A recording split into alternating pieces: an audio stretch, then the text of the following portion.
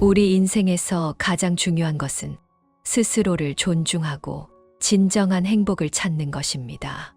오늘의 이야기는 중년 여성들이 다시 사랑을 찾으려는 여정에서 마주하는 고민과 선택을 다룹니다. 63세 이후 우리에게 필요한 것은 억지로 맞추는 관계가 아니라 서로의 마음을 진심으로 이해하고 존중해 줄 수 있는 따뜻한 동반자입니다. 오늘 이 영상은 다시 사랑을 고민하는 여러분께 스스로를 지키는 방법, 그리고 사랑과 삶의 조화를 이루는 지혜를 함께 나눕니다. 인생은 길고 결혼은 세월의 흐름 속에서 여러 고비를 맞이합니다.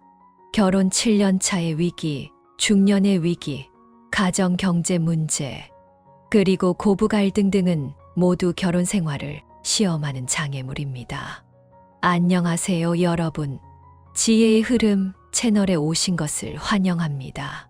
오늘날과 같은 물질 중심의 시대의 부부가 평생 서로를 지키며 함께하는 것은 정말 귀한 일입니다.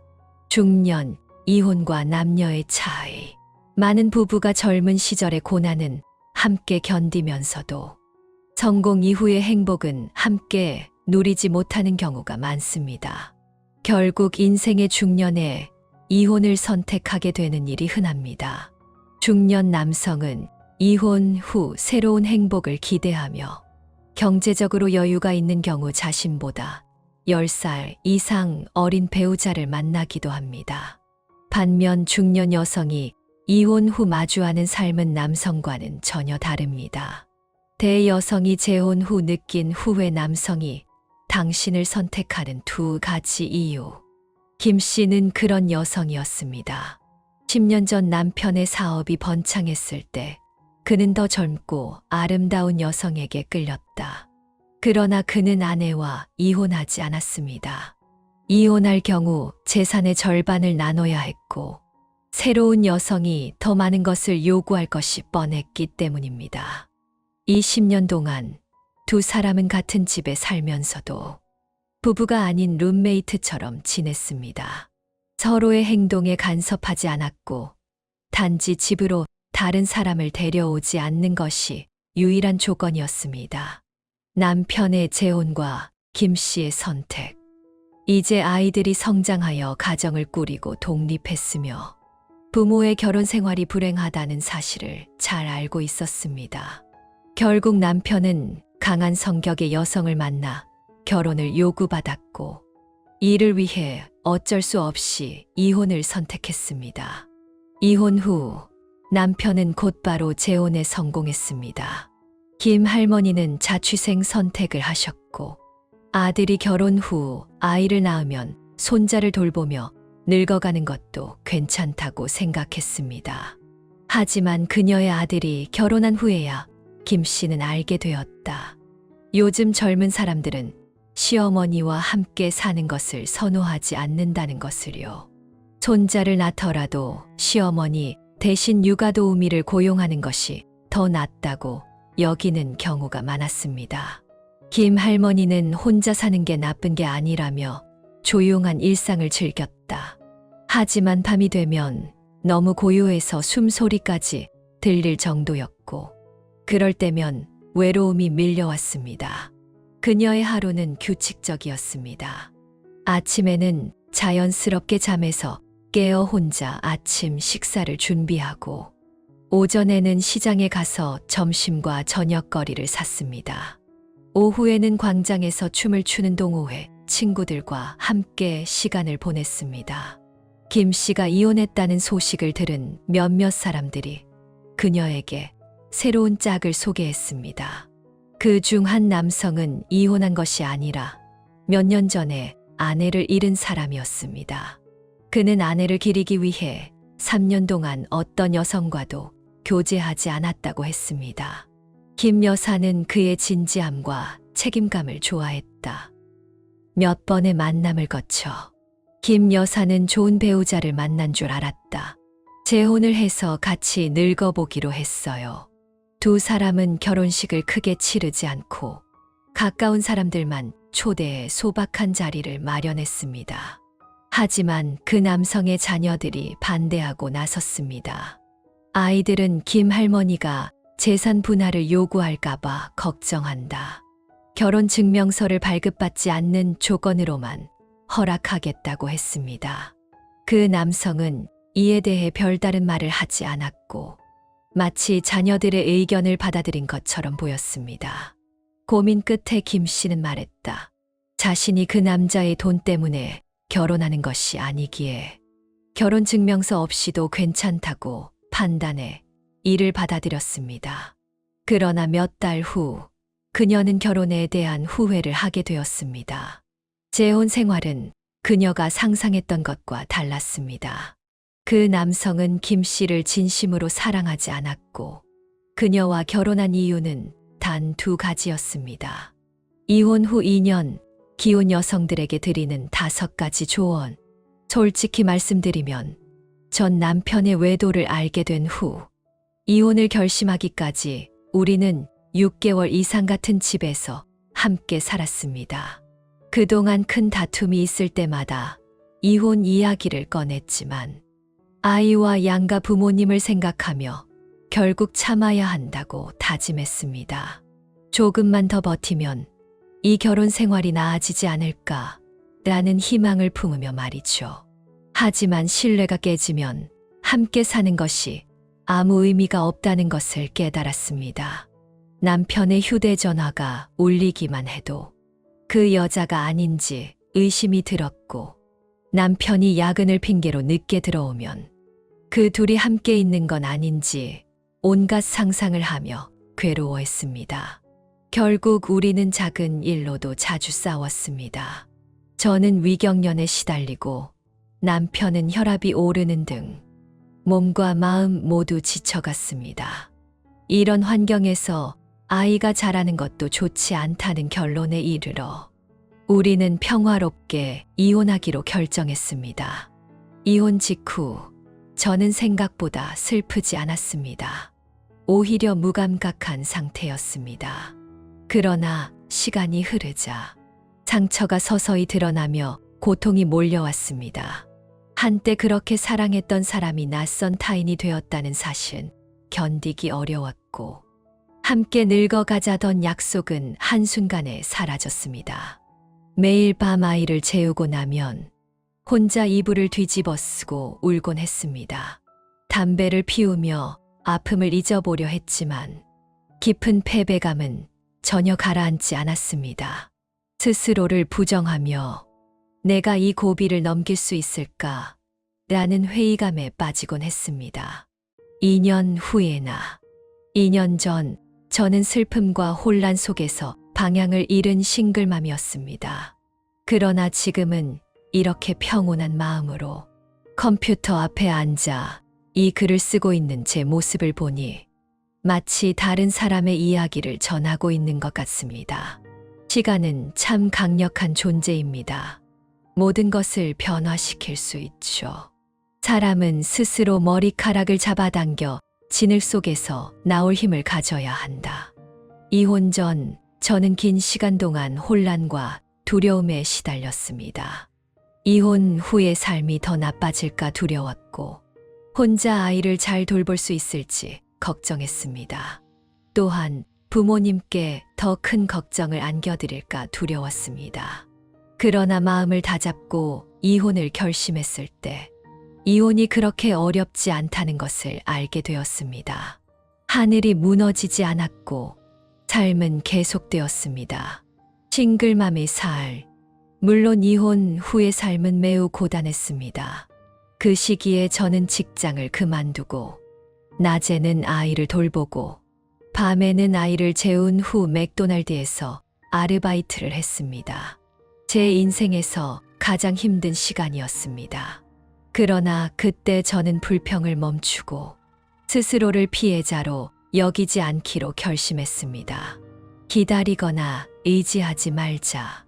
내 인생의 문제를 해결할 사람은 나 자신이다. 라고 다짐하며 다시 삶의 청사진을 그리기 시작했습니다. 성장이란 결국 자신의 인생에 책임지는 법을 배우는 것이 아닐까요? 눈앞의 혼란은 내가 정리하고 무거운 짐은 내가 짊어집니다.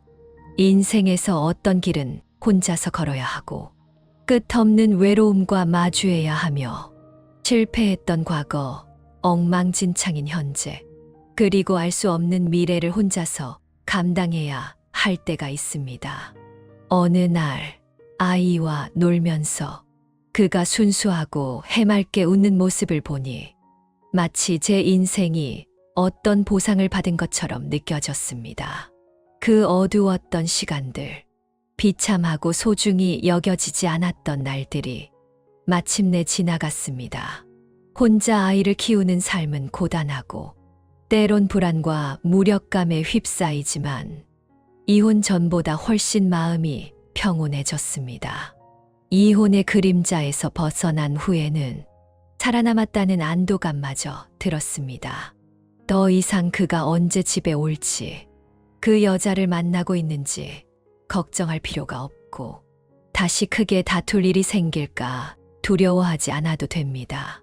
이혼 이후 저는 소중한 자유를 얻었습니다. 저는 다시 저 자신을 돌보기 시작했고 점점 더 원하는 대로 살 수 있게 되었습니다. 내면은 점점 더 충만해졌습니다. 가사노동의 속박에서 벗어나 시부모를 모실 필요도 없이 내 일을 할 수 있는 시간이 많아졌습니다. 그 덕분에 도보 여행을 시작했고 수영을 배우고 운전과 번지 점프에도 도전했습니다. 또한 글쓰기 모임에 가입해 점점 글을 잘 쓰게 되었고 삶은 점점 더 자유로워지고 제 상태와 얼굴빛도 이전보다 훨씬 좋아졌습니다. 이제 저는 이 다채롭고 아름다운 세상을 진정으로 즐기며 살고 있습니다. 나를 깨닫고 성장하다. 나무는 푸르고 꽃은 화려하며 바람은 투명합니다. 그리고 저는 특별한 존재입니다. 저는 더 많은 자유를 가지게 되었고 더 큰 세상을 경험하며 더 재미있는 사람들을 만나고 더 풍부한 지식을 쌓을 수 있는 기회를 얻었습니다.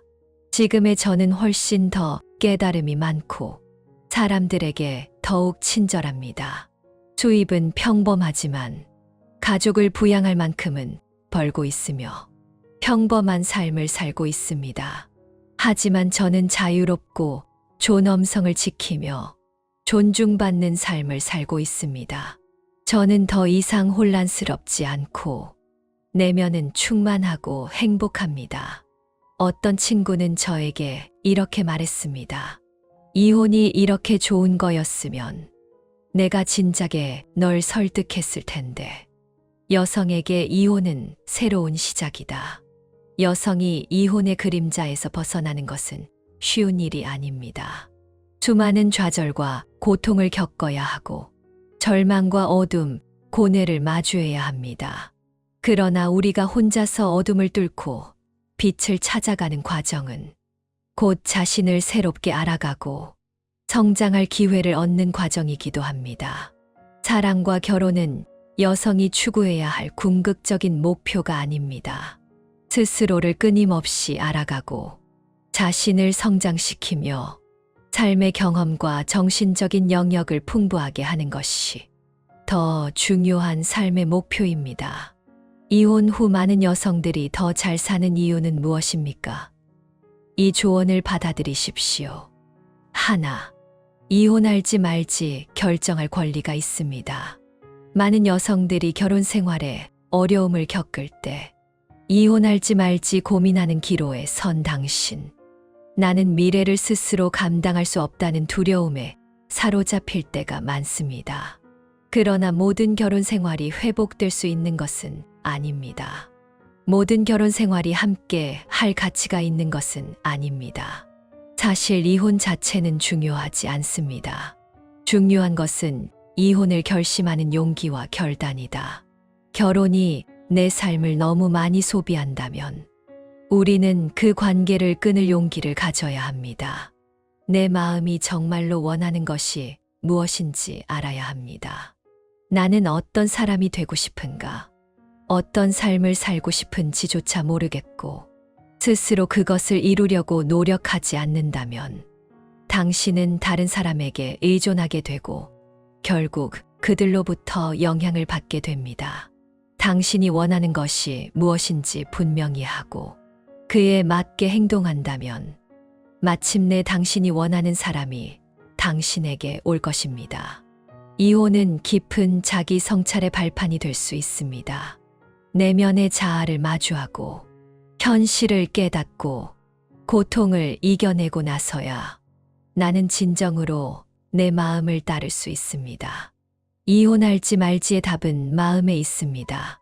남의 용기 있는 결정을 부러워하기보다는 한 남자나 한 결혼에 얽매이지 않는 기반을 마련하는 것이 중요합니다. 2. 피해의식을 버리세요. 이혼 후에는 누군가가 자신에게 어떻게 상처를 입혔는지 집중하기보다는 당신은 당신 자신과 당신의 성숙도를 어떻게 보는가에 주의를 기울여야 합니다. 피해자의 사고방식은 거의 모든 불행의 근원입니다. 자신의 책임을 무시하고 이는 항상 모든 책임을 다른 사람에게 전가하는 경향을 만듭니다. 마지막으로 나는 다른 사람들에게 내 삶에 대한 책임을 물을 수 있는 자신감을 갖게 되었습니다. 하지만 이미 그런 일이 일어났다면 그것을 직면하고 받아들여야 한다. 지금의 상황을 만든 책임도 나에게도 있음을 인정해야 한다. 내 삶의 창조자는 바로 나이기 때문이다. 결과에 대한 책임은 본인에게 있습니다. 각 사람은 자신의 운명에 대해 전적인 책임을 져야 합니다. 3. 남자에게 의지하지 말고 의지할 생각도 버리세요. 많은 여성들이 결혼 후 남성에게 지나치게 의존하게 됩니다.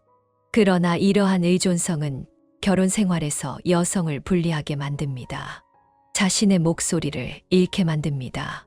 또한 다른 사람이 귀하를 위반하거나 학대하려는 욕구가 생길 수도 있습니다. 남자에게 의존할수록 걱정이 더 많이 되실 텐데요.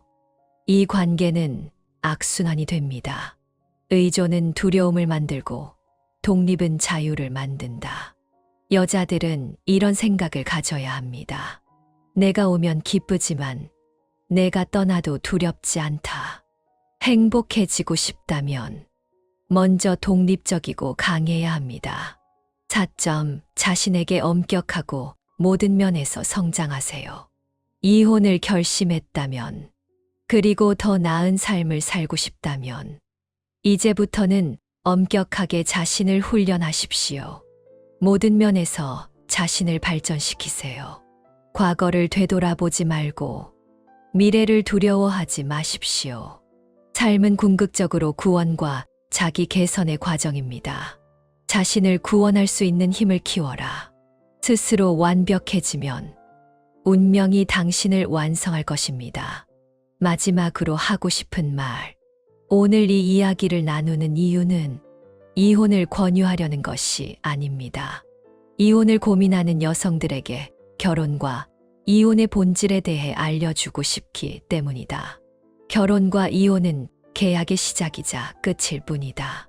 사랑하는 사람이 오든 떠나든 우리가 함께 있든 없든 내가 결코 떠나지 않을 유일한 사람은 나 자신이다. 이것은 모든 여성이 스스로에게 해야 할 진정한 약속입니다. 왜냐하면 결혼과 사랑 외에도 우리 인생의 여정에는 수많은 별과 바다가 있기 때문입니다. 오늘은 여기까지입니다. 오늘의 이야기가 여러분께 조금이나마 울림을 줄 수 있기를 바랍니다. 지혜의 흐름은 매일 새로운 글을 전해드리며 여러분이 매일 새로운 깨달음을 얻길 바랍니다.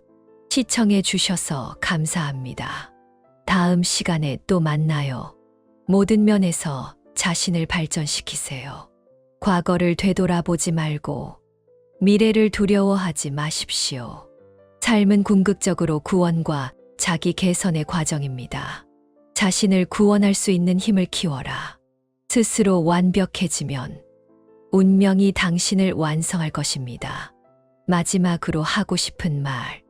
오늘 이 이야기를 나누는 이유는 이혼을 권유하려는 것이 아닙니다. 이혼을 고민하는 여성들에게 결혼과 이혼의 본질에 대해 알려주고 싶기 때문이다. 결혼과 이혼은 계약의 시작이자 끝일 뿐이다. 사랑하는 사람이 오든 떠나든, 우리가 함께 있든 없든, 내가 결코 떠나지 않을 유일한 사람은 나 자신이다. 이것은 모든 여성이 스스로에게 해야 할 진정한 약속입니다. 왜냐하면 결혼과 사랑 외에도 우리 인생의 여정에는 수많은 별과 바다가 있기 때문입니다. 오늘은 여기까지입니다. 오늘의 이야기가 여러분께 조금이나마 울림을 줄 수 있기를 바랍니다. 지혜의 흐름은 매일 새로운 글을 전해드리며 여러분이 매일 새로운 깨달음을 얻길 바랍니다. 시청해 주셔서 감사합니다. 다음 시간에 또 만나요.